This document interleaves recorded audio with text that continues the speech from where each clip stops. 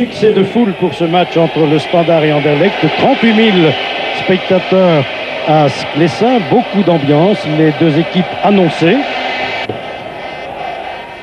Olsen à Andersen. Leix pour le Standard, Snelders et Leix. Un mauvaise passe de Leix à Lozano. Lozano pour Schifo, qui laisse à Van der Eycken. Van der Eycken en position de tir, un très bon tir de Van der Eycken, bon plongeon aussi de la part de Baudard qui a évité un but là. On joue depuis 44 minutes en première mi-temps, une première mi-temps très équilibrée. Dégagement de Renquin, très à l'aise sur ce terrain. Snelders qui a tenté d'isoler Wintak, centre de Wintak et Minaron. Andersen. Andersen qui s'est fait prendre le ballon par Claassen. Centre de Claassen, non, il hésite. Le terrain est très difficile à cet endroit. Centre en retrait, Tchernia qui tire à côté du but. Le tir de Tchernia a été détourné par un pied anderlechtois. C'est donc un coup de coin que donne Claassen. La balle revient à Leix qui va tirer. Encore Leix, il tire et il marque. Non! Oh, le ballon a touché! Vous l'avez vu, le ballon a touché les deux poteaux et puis il est venu terminer sa course au fond des filets de Minaron. But inscrit par Leix alors que l'on joue depuis 8 minutes et le Standard mène par 1-0. But de Leix via les deux piquets. 1-0. Dégagement de Jelikic. Tchernia vers Claassen. Claassen toujours, en centre de Claassen, un tir de Snelders contré par Grun. Le ballon reste liégeois, un tir de Leix. Et non, j'ai cru que Leix encore une fois avait marqué, mais une bonne détente de Minaron.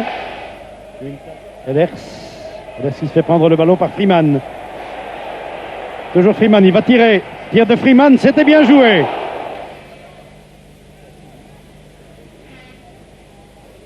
Dardenne qui a voulu prolonger, il n'a pas touché le ballon finalement pour Tchernia. Tchernia et De Mol. Talonnade de Tchernia à Dardenne, c'est bien joué. C'est Leix cette fois qui est monté. Leix qui centre, personne à la récupération et un dégagement de Olsen hors des limites de jeu. Une occasion là pour le Standard d'inscrire un deuxième but. Van der Eycken à Olsen.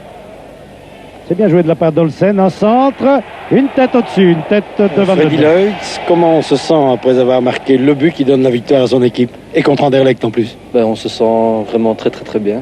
Je dois dire, marquer un but dans un Standard Anderlecht, c'est quelque chose qui tient un petit peu du rêve et ça me fait vraiment très très très très, très plaisir. Vous en êtes à votre deuxième saison au Standard, c'est la première fois que vous marquez?